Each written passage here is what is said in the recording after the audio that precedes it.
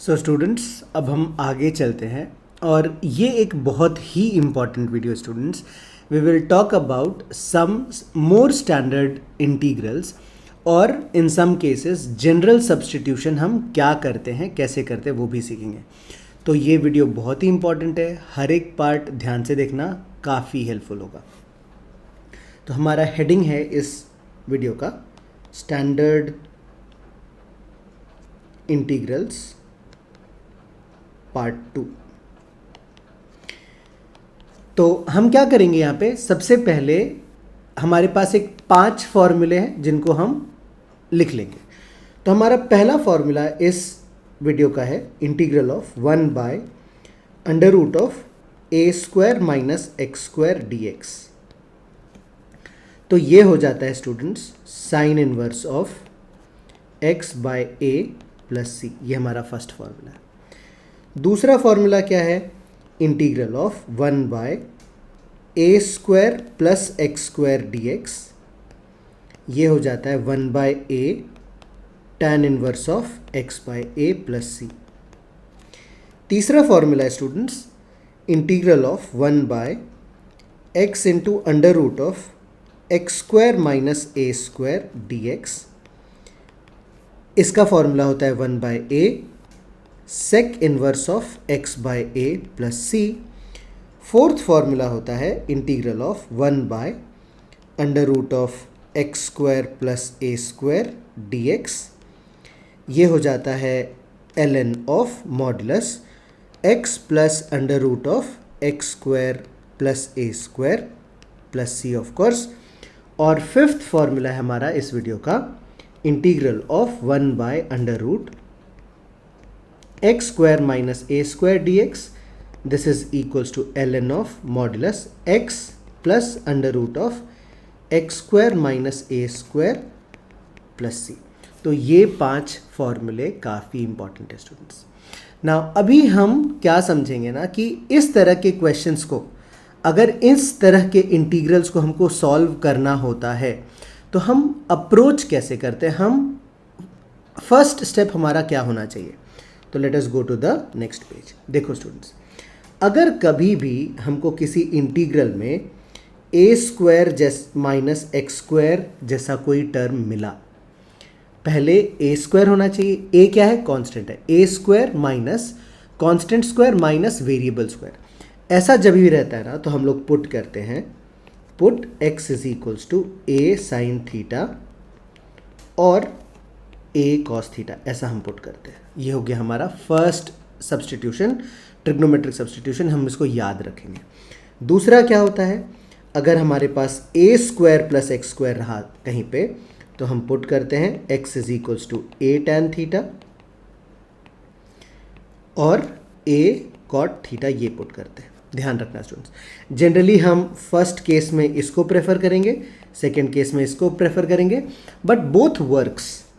Third है हमारे पास x square minus a square. तो इस केस में हम पुट करते हैं x is equals to a sec theta और ए कोसेक थीटा.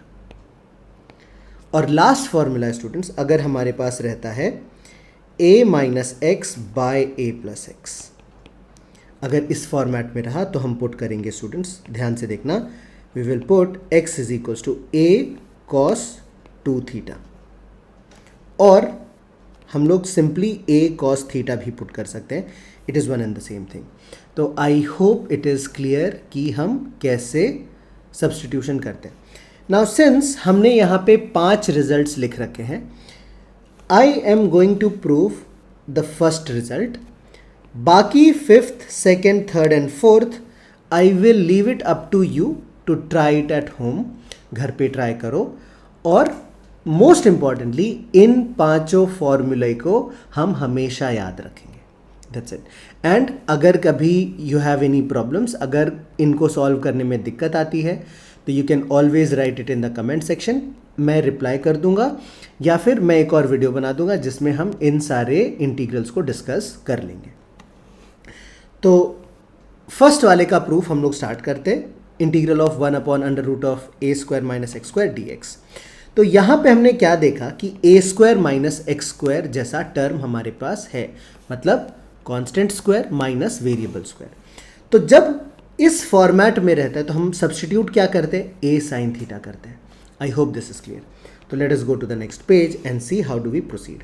तो हमने आ रहा इंटीग्रल है 1/√ऑफ a square minus x square d x, ये हमारा इंटीग्रल है। तो हमने पुट किया x is equals to a sine theta. तो dx हमको मिल जाएगा a इंटू साइन थीटा का derivative cos theta into d theta. तो अगर हम इंटीग्रल को दोबारा लिख लें तो हमारे पास आएगा इंटीग्रल ऑफ 1/√ऑफ ए स्क्वायर माइनस एक्स का वैल्यू है ए साइन थीटा, तो ये आ जाएगा a square sine square theta, और dx के बदले हम लिख लेंगे a cos theta d theta. Now clearly ये वाला जो टर्म है स्क्वायर रूट के अंदर, ये इजीली सिंप्लीफाई होगा।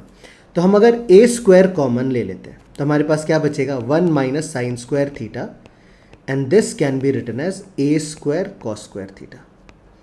एंड सिंस हमारे क्वेश्चन में इसका स्क्वायर रूट है तो इसकी वैल्यू हमको मिल जाएगी a cos थीटा।